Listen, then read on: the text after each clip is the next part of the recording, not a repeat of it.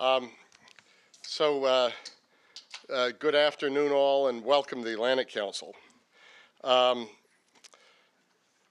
This is a particularly pleasurable event for me to make some opening comments around.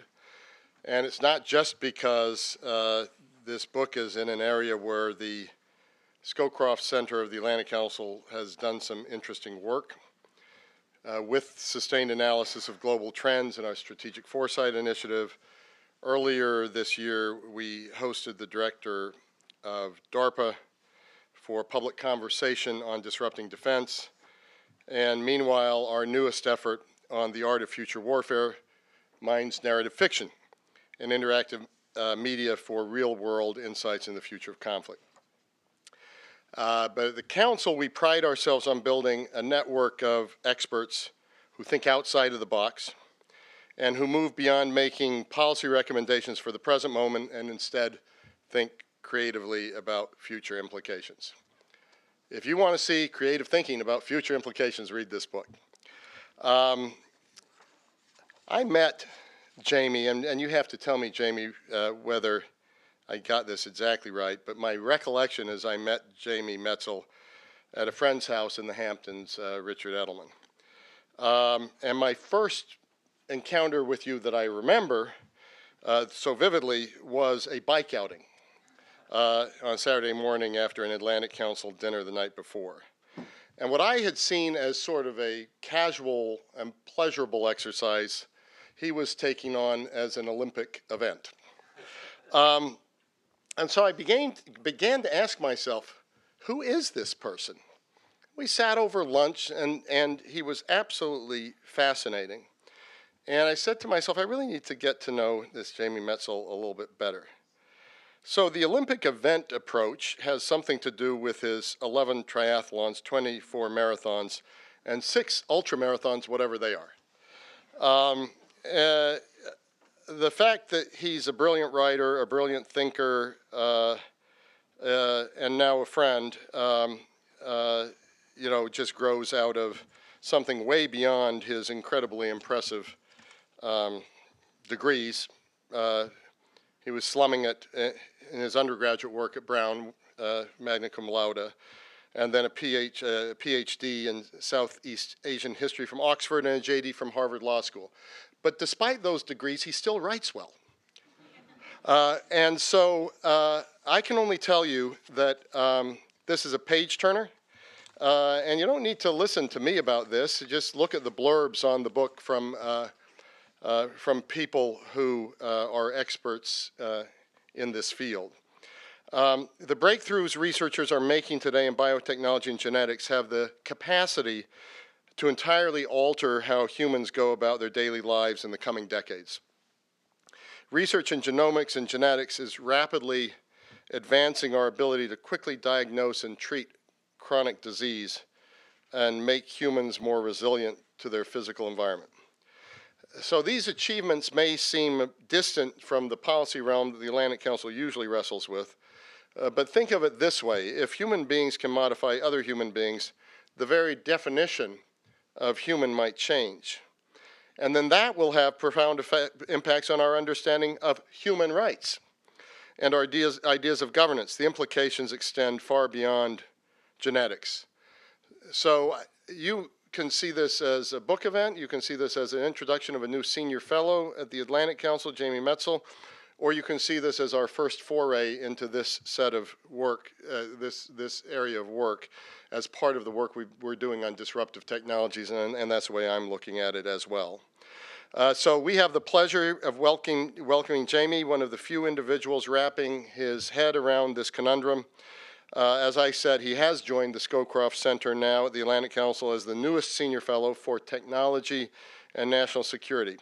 We're excited that you'll be working with us to evaluate these future policy challenges and opportunities. He previously served as Executive Vice President of the Asia Society, Deputy Staff Director before the U.S. Senate Relations Committee under its then Chairman, Joe Biden, Director of Multilateral Affairs, National Security Council, and one could go on and on. And if you want to go on, read his wiki page, and particularly the last paragraph. There's, I don't want to give this away, but not only should you read his book, but you also should read his wiki page. Our moderator for today's conversation is Vice President and Director of the Scowcroft Center, Barry Pavel. He's been thinking about future policy challenges for years, having previously led strategic planning efforts at the White House and Pentagon, and now at the Atlantic Council. So let me welcome them both to the stage, and I'm looking forward to hearing what you have to say about your book and then our future work on this subject. Thank you.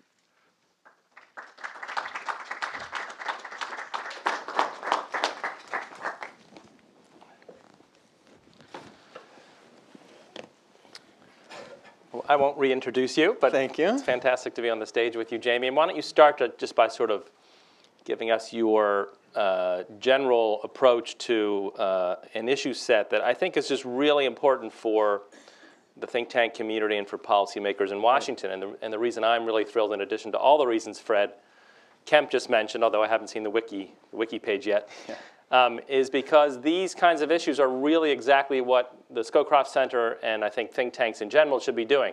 This is coming very quickly. I know I was a government policymaker up until 2010 and never touched this issue, even as a long-range strategic planner in the national security community of the U.S. government.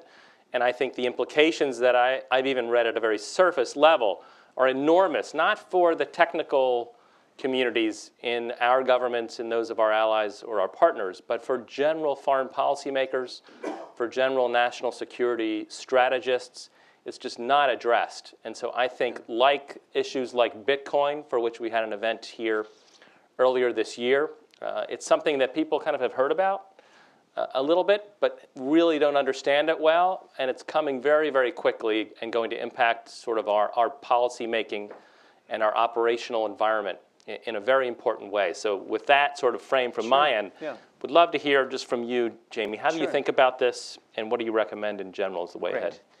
So first, let me say, Barry, I'm absolutely thrilled to be here. Thanks so much to you, Barry, and you, Fred, and the amazing team that you have at the Atlantic Council. It's truly an honor for me not just to be here, but to be, I think, the newest senior fellow in the Scowcroft Center, and to be associated with an organization, the Atlantic Council, that I have so much respect for and is doing so much important work, not just in Washington, but really all around the world. And that's a testament to everybody, but it also is a huge testament to Fred. And when people, if you look at the I don't know if there's a chart about like the Atlantic Council, and then you can figure whatever it is, whether it's floor space, media mention, programs, budget, Washington mind share. You could just kind of throw everything into that list and just chart it out.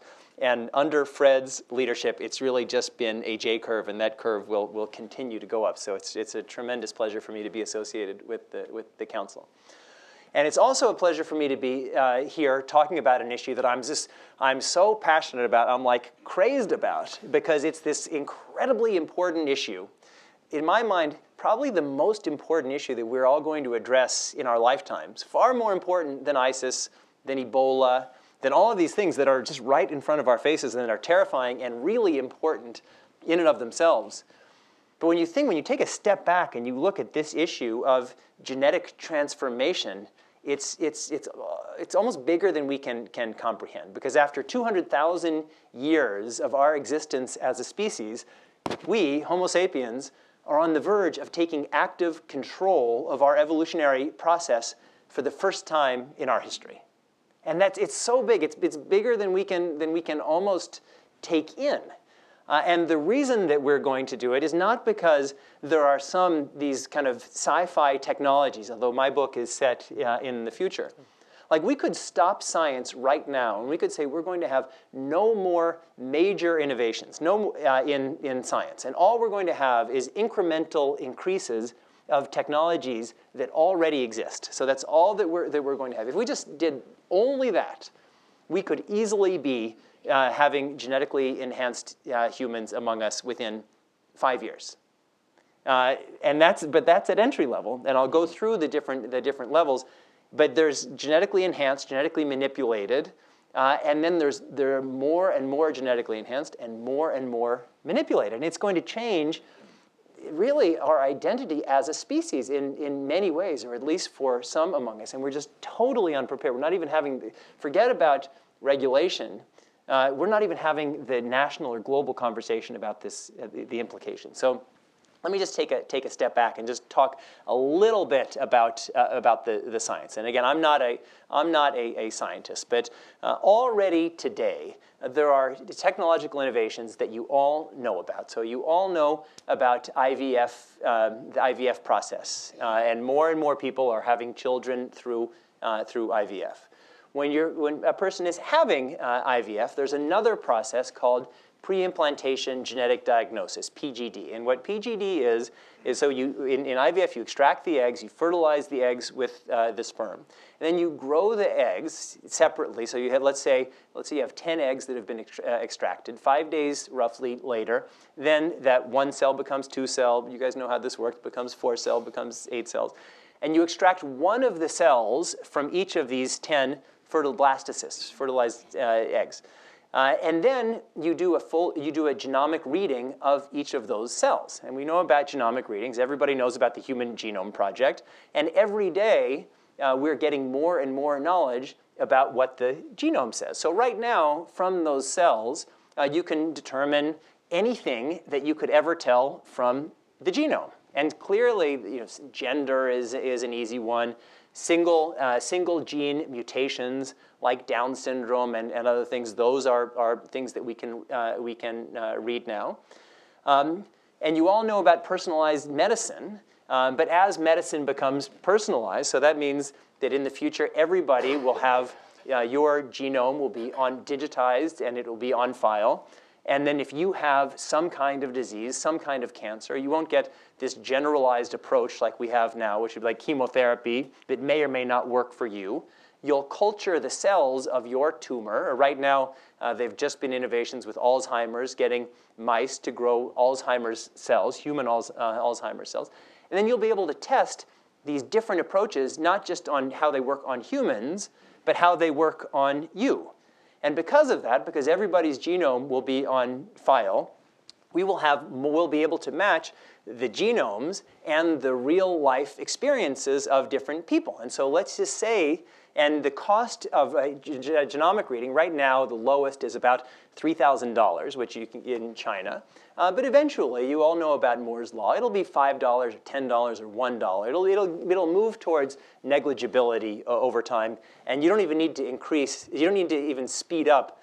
You could even slow down the rate at which genomic reading is getting less expensive. But still, we'll get to negligibility. And so then, let's say there's 4 billion people in the world, and everybody's genomes will be on file. And then we'll be able to compare that to people's life experiences. Who's smart, who's tall, who's short, who is whatever. And right now we can read single gene mutations. But in the future, we'll be able to know a lot more about polygenic traits, and intelligence is certainly one, and many things which make us human are part of that. And there's a debate, and it's a theological debate, really. There are some people who believe that the human is infinitely complex. And so if you believe in God, if you believe in the soul, if you believe in that there are all of these things that are kind of beyond the structure of what is a human, of kind of energy and matter and all those kinds of things, then you could say, well, we'll never be able to approximate what it means to be a human being, because you can't, there's not a scientific model for experience or faith or love or all of those things.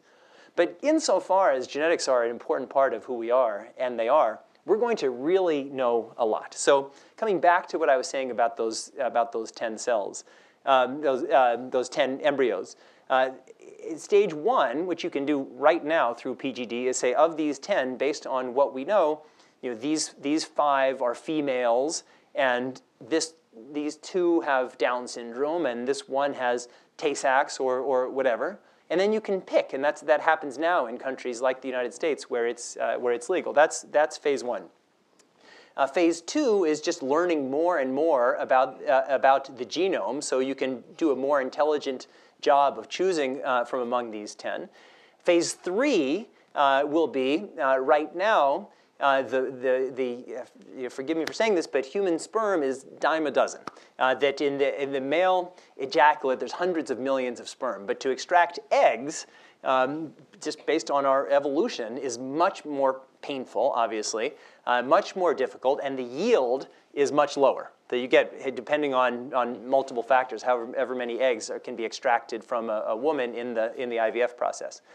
But through stem cell technology, and whether it's stem cells or induced pluripotent stem cells, which are just skin cells that get reprogrammed into stem cells, it's already possible, I mean, no one's tried this yet in humans, but it's already impossible to turn an IPS, an induced pluripotent cell, like any cell, into a stem cell, into an egg cell, into an egg. So now, rather than having 10 eggs, you have 1,000 eggs, you have 10,000 eggs, you have however many eggs you want. And then, if you, let's make it 1,000, you fertilize 1,000 eggs. So therefore, now you have 5-day-old embryos, 1,000 of your own quote-unquote natural children. You have 1,000.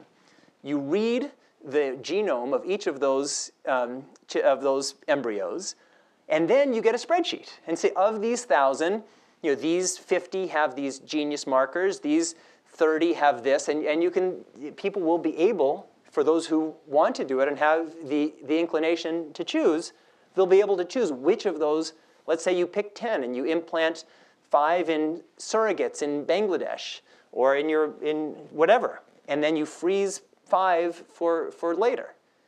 And so and then the next step beyond that is synthetic insertions into the genome, and they already have technology. There's a process called CRISPR, and I'm doing an event in New York at the 92nd Street Y later this month with George Church, who's the Harvard professor who developed this, which allows for editing, essentially editing of the genome, just editing. Take something out, put something in. So we will have synthetic genes in us. We will have animal genes in us, and that all it will happen. And then there. Jamie, let me just ask you, how far away is phase 3, the one where we can choose really enhanced? It's so hard to tell. Capabilities. I can't remember that military word for it. It's like SWAG, something like that, strategic wild ass guess or something like that. But when you think of just the exponential increase of these technologies, if I had to guess, I would say, I don't know, 40 years. I think that the selection, it'll be possible well before then because it's possible to do it now. I mean, you read my Foreign Affairs article. I mean, we're doing it now in salmon, we're doing it now. And so it will happen very, very soon. I mean, it's about to happen now in mitochondrial transfer, which is something that Melissa Goldstein knows a lot about, where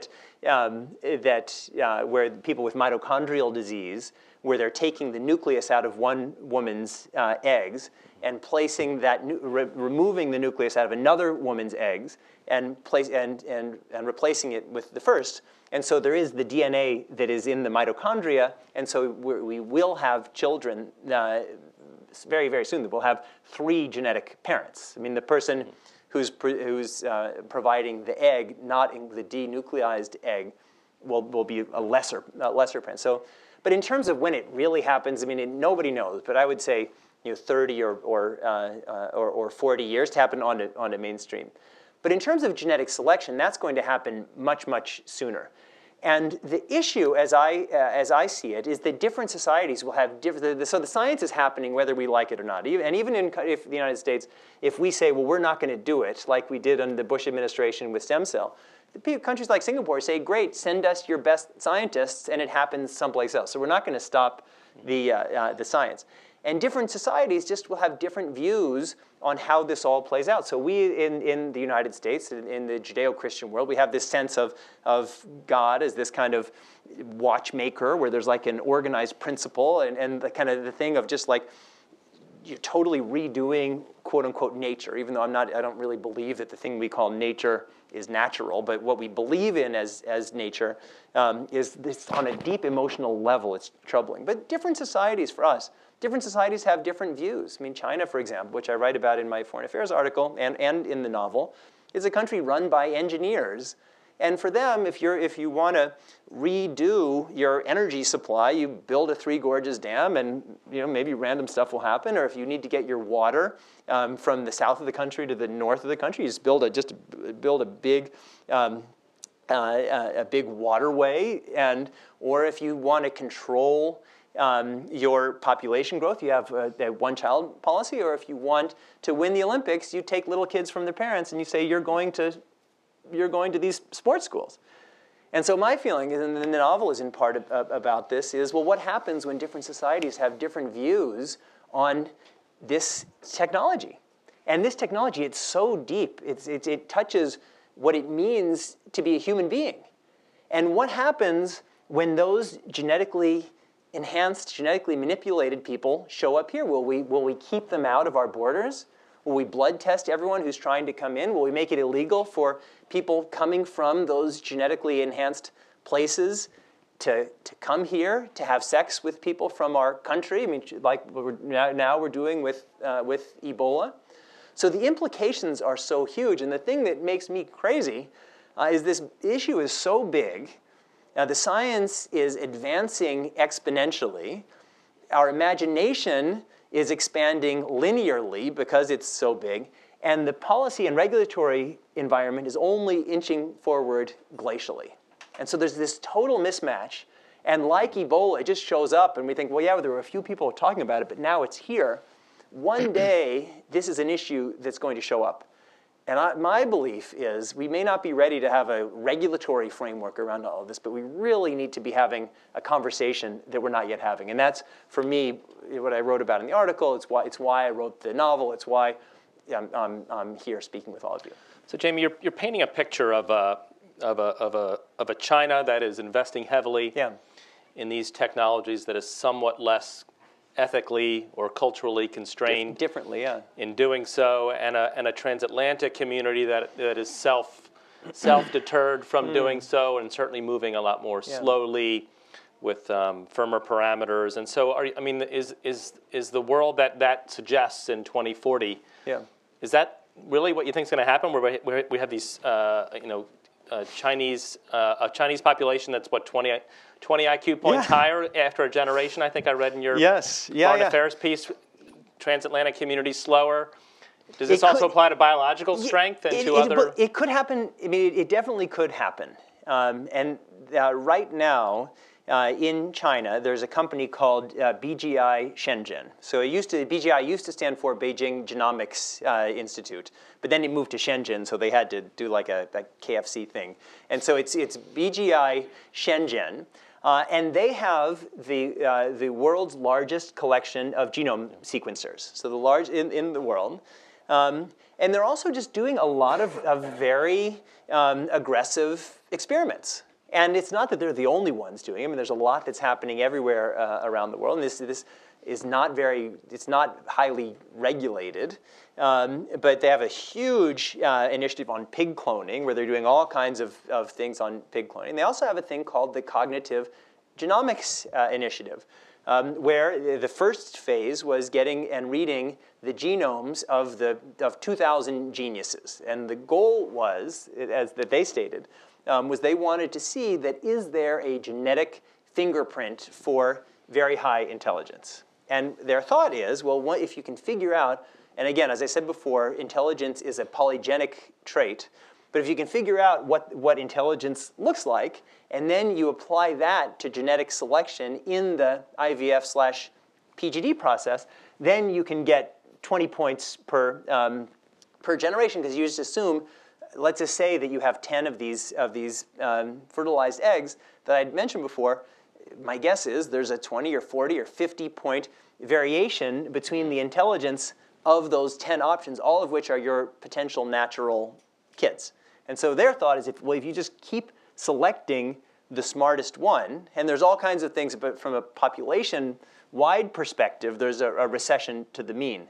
But if you're not thinking democratically, if you're thinking that we're going to have this elite core of people that we're going to invest in from the moment of their conception, through their education, through their career, there's a lot that can be done. So that's my biggest fear, is that it doesn't really matter what individual societies do, because the science will advance, and that's why that having this kind of global dialogue is important. But definitely a genetic division, both within societies and between societies, I think is a very, very real possibility.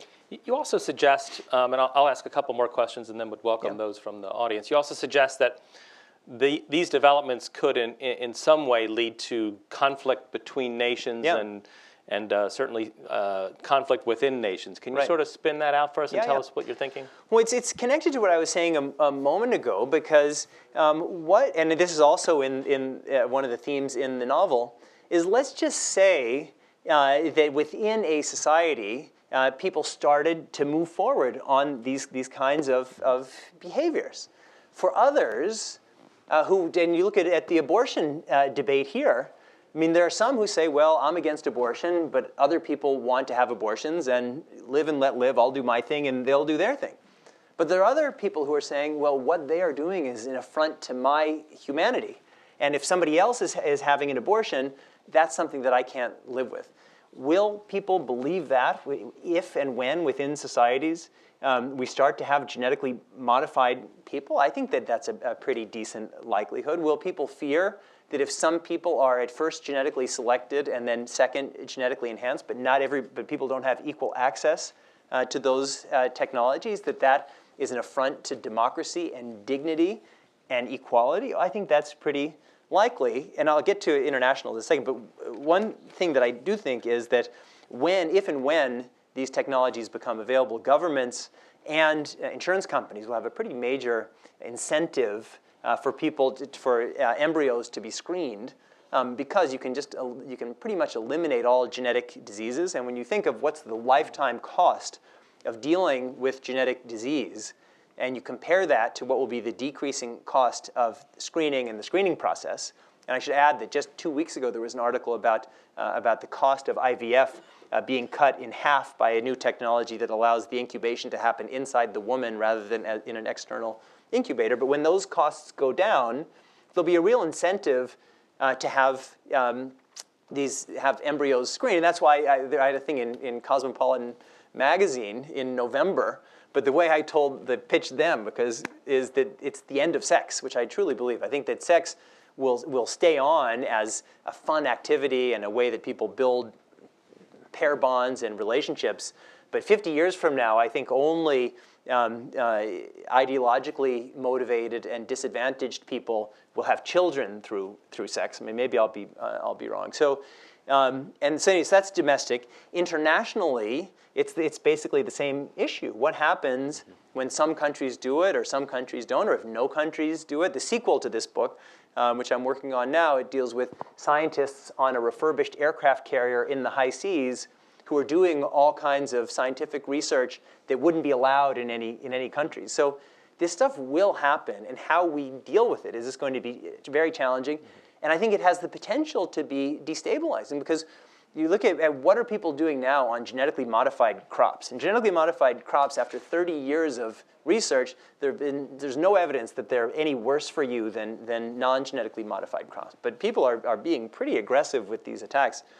And if people are worried about genetically modified crops, what are they going to think about genetically modified humans? And then what are they going to be willing to do if they feel that it's their mission or their divine calling to thwart this process?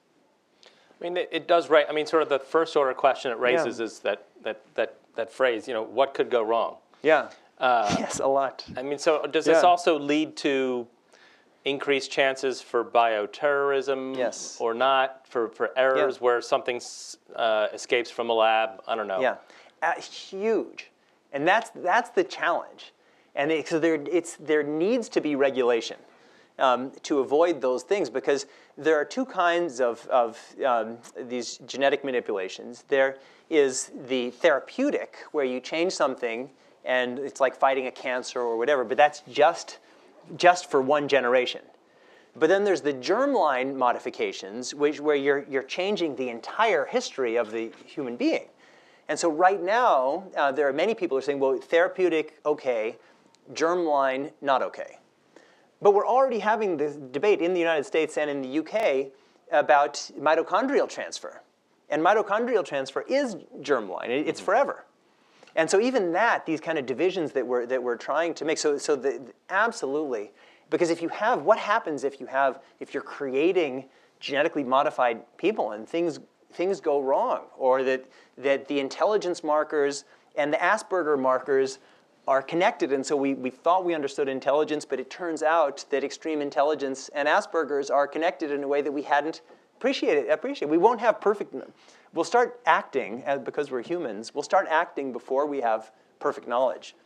But because we're humans, what do you do about the mistakes? It took almost 100 tries to get Dolly the sheep. But you can't have 100 tries when it's a human.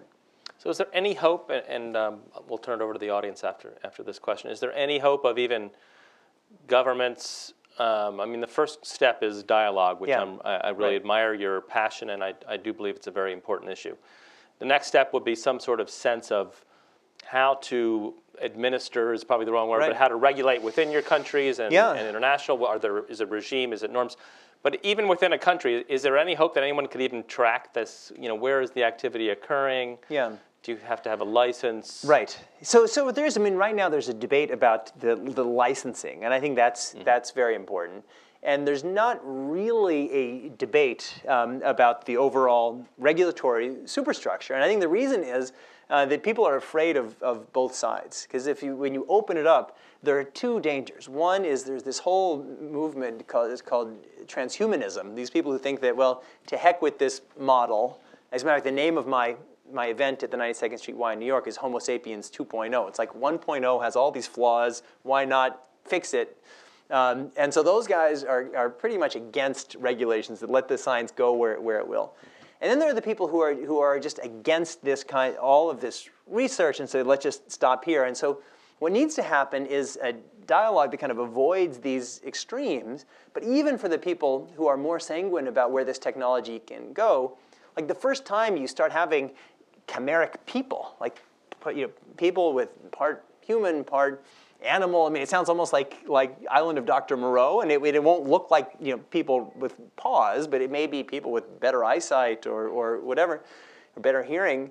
People are going to freak out, and so I just feel like it's much better to have these conversations now, when there's a sense of calm, than later when like what happened with Ebola. There's like one thing, and then it becomes so sensationalized it's impossible to have a rational debate. Great, thanks very much, Jamie.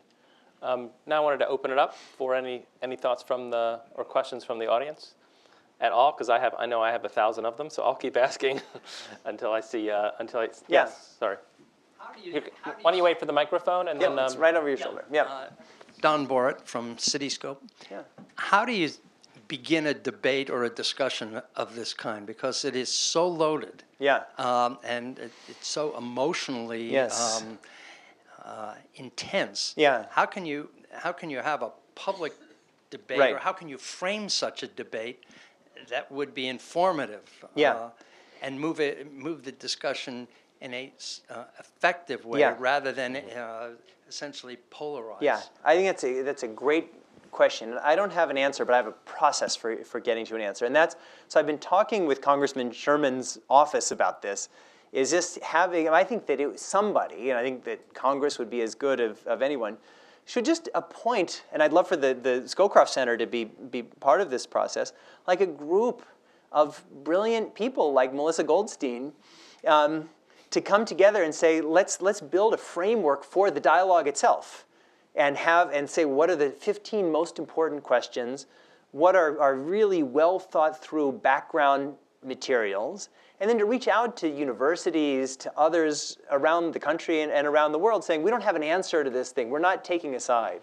But what we believe is that as a first step, we need to have a meaningful conversation where all voices have the opportunity to be heard, where it's not combative, where it's open-minded. And I just think that now we have the space to do that. 10 years from now, I don't believe that we will. So I just think that, I don't have the answer of what the questions are. I think we could imagine what they are, but there needs to be a process really well thought out, that recognizes that it's going to be so easy for, if people don't feel consulted and respected, for them to kind of get their hackles up. But I think it's essential. I just have one quick follow-up. Yeah. What would be an example that you could cite where that kind of a process has worked? Oh, that's a tough question. I do think that there are issues where we've had more informed dialogues. Like even with a lot of the, well, I keep referencing Melissa just because she's there. And it's just like on the bioethics issues, there are a lot of things where in the field of bioethics where we've had the national commissions. We had the Leon Cass commission about stem cell. They came to a conclusion that I wasn't very happy with. But I think that we have this tradition of at least having the conversation. What do you think, Melissa? What do you think have been the gold standards for these kinds of conversations? Thank you for the shout out. Yeah. I'm Melissa Goldstein. I'm a professor at George Washington University. I'm a bioethicist and an attorney. I'm also not a scientist. Yeah. But I have heard some different things, let's just put it that way, about the science than Jamie has said. But there is a current bioethics commission. It's called the Presidential Commission for the Study of Bioethical Issues. There have been bioethics commissions constantly since the early 1970s. There have been reports on embryonic stem cell research. There have been reports on genetic issues. There have been reports on cloning.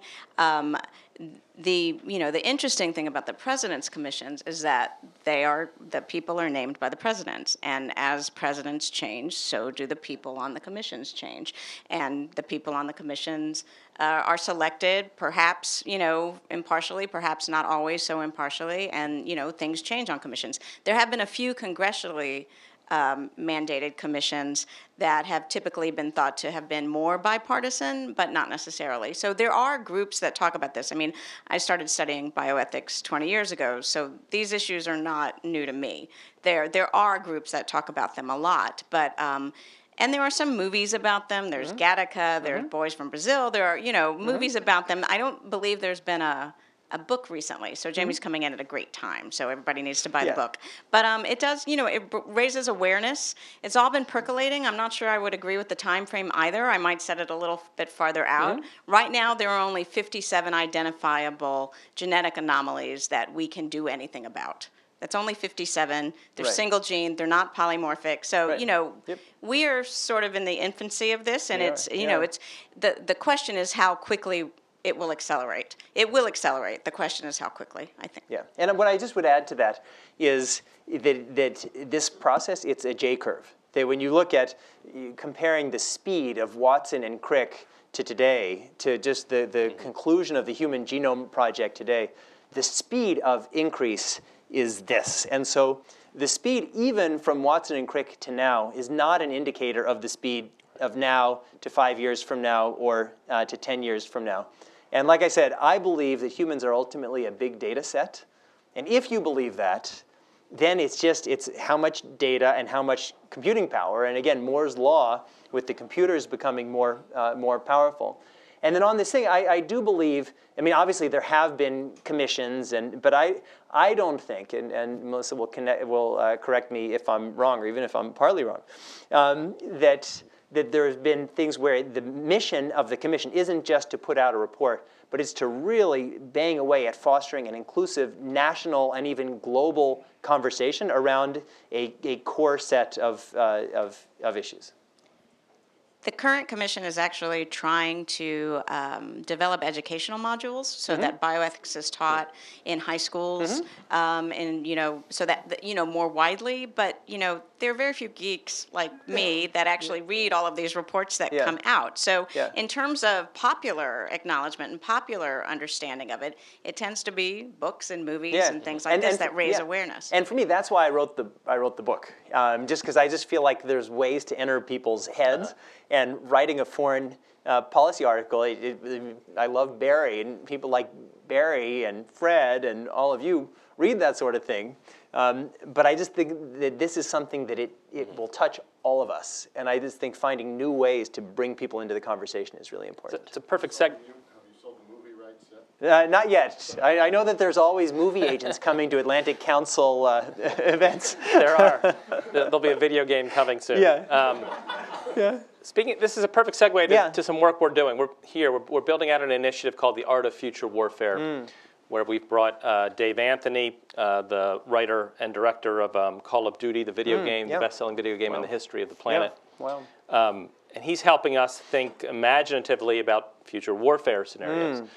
We're learning sort of substantive suggestions from him, but also methodological. So I wanted to ask you sort of methodologically, the process of writing fiction. You've been a policymaker. Right. You've been a legislator, or at least a staff or a legislative committee. Yeah. How has the process of writing that book, has that changed how you look at great power dynamics, at how you look at sort of writing fiction, it seems to me, is different than writing a foreign affairs article. Yeah. And how has that affected your view of foreign affairs and of this issue? It's funny.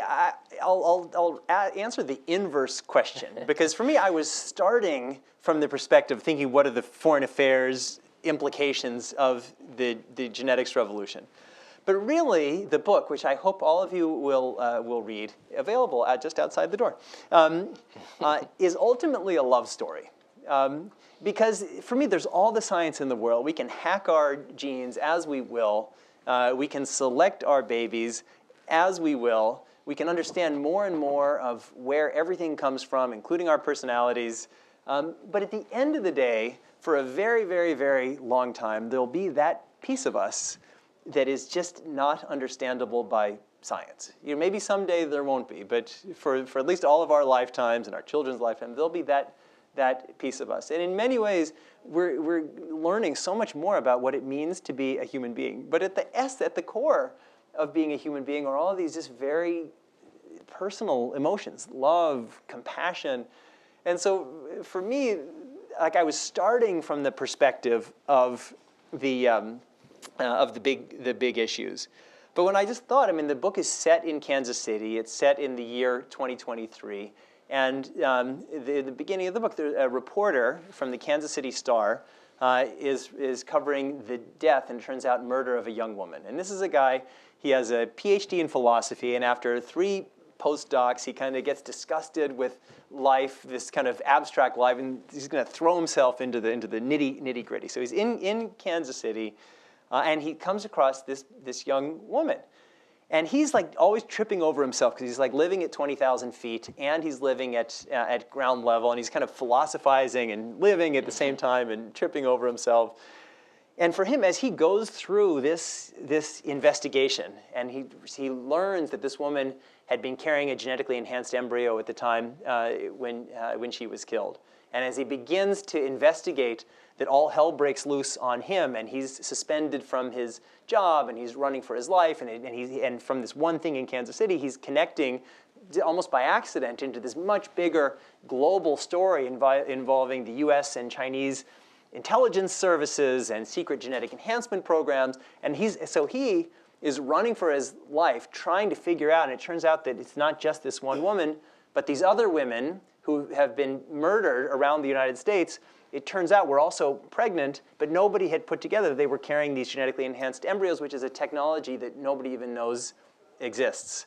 And for him, running for his life on his own, disconnected from his newspaper, he has to rely on these other people from outside of his professional network, and one of whom is his ex-girlfriend, Antonia, who he'd broken up with 6 months before, because, stop laughing, 6 months before, because he didn't really appreciate all of who she was. And all of a sudden, his back is to the wall, and he realizes that he doesn't have the personal qualities required to do what needs to be done on a personal level of kind of connecting with people.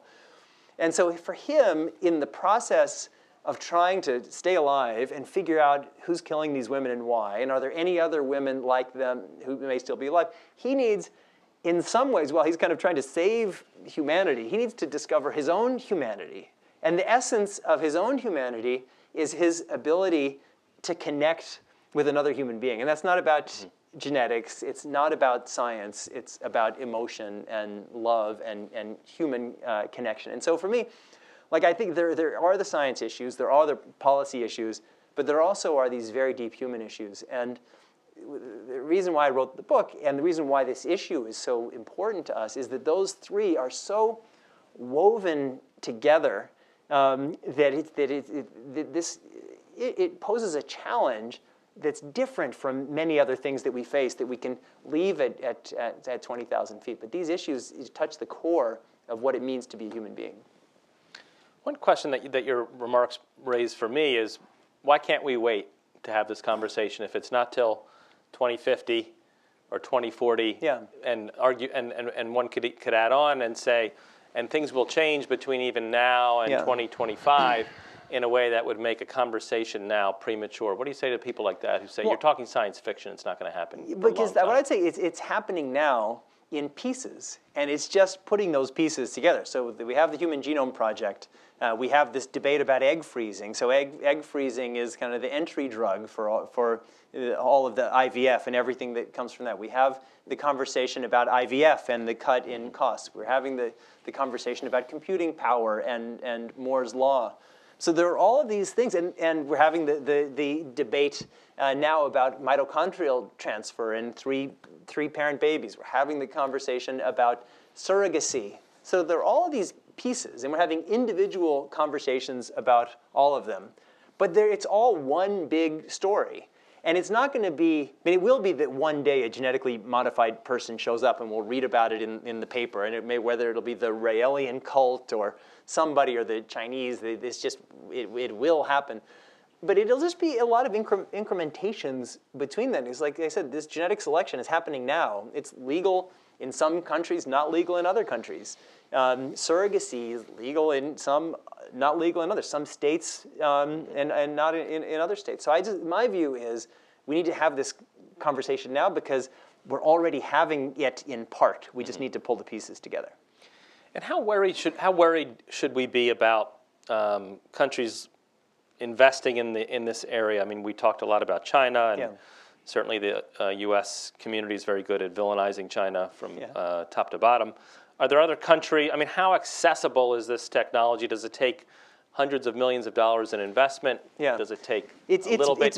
And I'll end by saying we do a lot of work on non-state actors here. And we just had General Austin in this room yesterday talking about ISIS. I mean, you focus on a nation-state competition in genetic enhancement in 2023. What about non-nation-state actors getting these capabilities? Absolutely. Much less guarded. When I wrote my first article in 2008, I talked about using the arms control framework for genetic technologies, that there were the more advanced countries and the less advanced countries, and the more advanced countries would share technology with the less advanced countries if they agreed to a framework and a set of restrictions and limitations. The reason why I've now disavowed that is because it will be, I mean, right now I think you may have heard of the biohacking or DIY bio. I mean, these kinds of technologies, I mean, definitely they can easily happen at the company level and at the lab level. And it just, the diffusion of that technology will continue to increase. So there is the national issue, but the subnational issue is also critically important. Okay. I think I saw a question. Yes.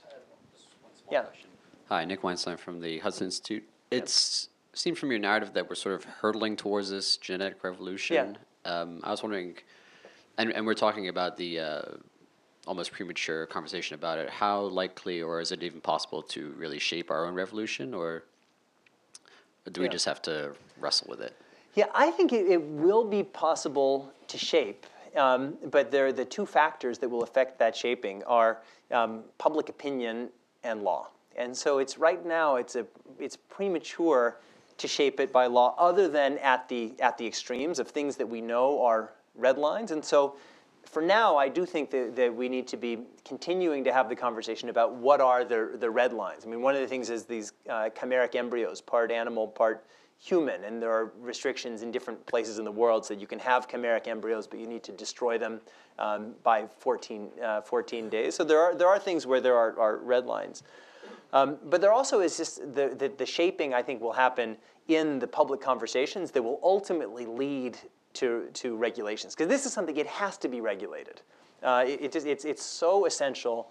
The ability to do bad, crazy things is so huge that ultimately this will have to be regulated. And it's a little bit regulated now, but there'll need to be more.